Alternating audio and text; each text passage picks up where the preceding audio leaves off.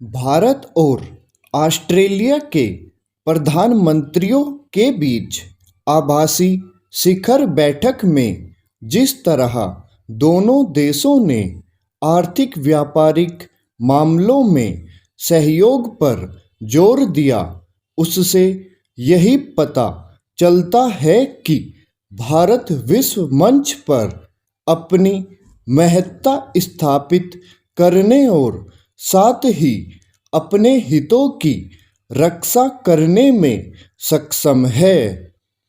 उल्लेखनीय केवल यह नहीं कि भारत ऑस्ट्रेलिया सरीखे उन देशों के साथ अपने संबंध सुदृढ़ करने में सफल है जिनका यूक्रेन मामले में अलग रुख है, बल्कि यह भी है कि भारतीय नेतृत्व ऐसे देशों को अपने दृष्टिकोण से परिचित कराने में भी सक्षम है।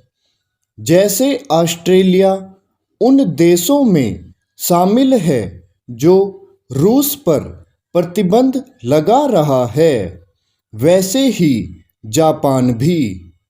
पिछले दिनों नई दिल्ली आए जापान के प्रधानमंत्री भी ऑस्ट्रेलियाई प्रधानमंत्री की तरह यूक्रेन मामले में भारत के नज़रिए से सहमति व्यक्त करते दिखे।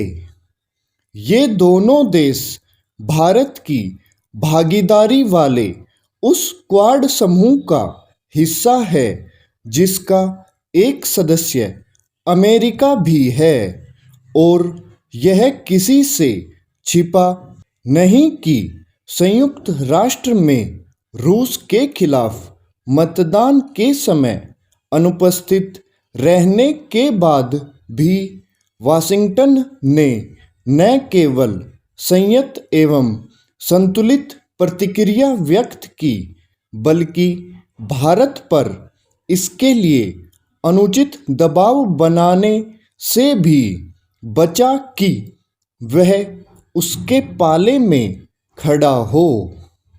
इसकी अनदेखी नहीं की जानी चाहिए कि जब जापान और ऑस्ट्रेलिया समेत अमेरिका के अन्य सहयोगी देश रूस पर प्रतिबंध लगा रहे हैं, तब भारत ने उससे कच्चा तेल खरीदने का फैसला किया।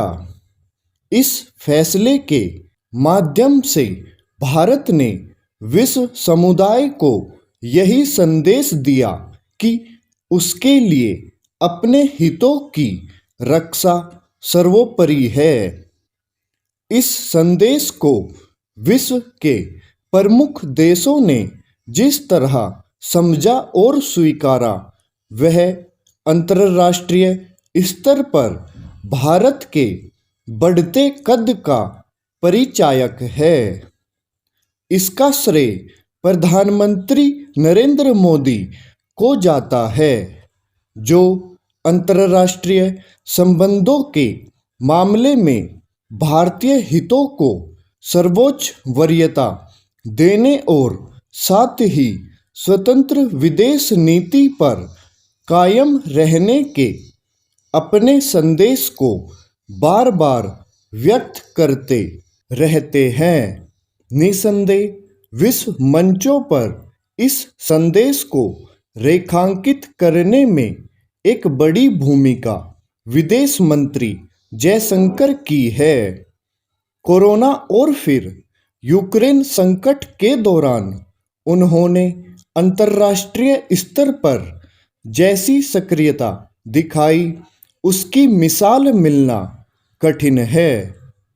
भारत की यही कूटनीतिक सक्रियता यूक्रेन में फंसे हजारों भारतीय छात्रों को निकालने में मददगार बनी, लेकिन कांग्रेस और कुछ अन्य विपक्षी दलों ने उसे देखने समझने से तो इनकार किया ही, उल्टे मोदी सरकार की बेवजह आलोचना भी की।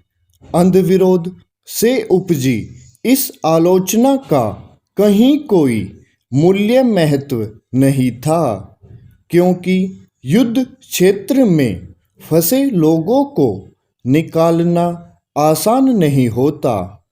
स्टॉप।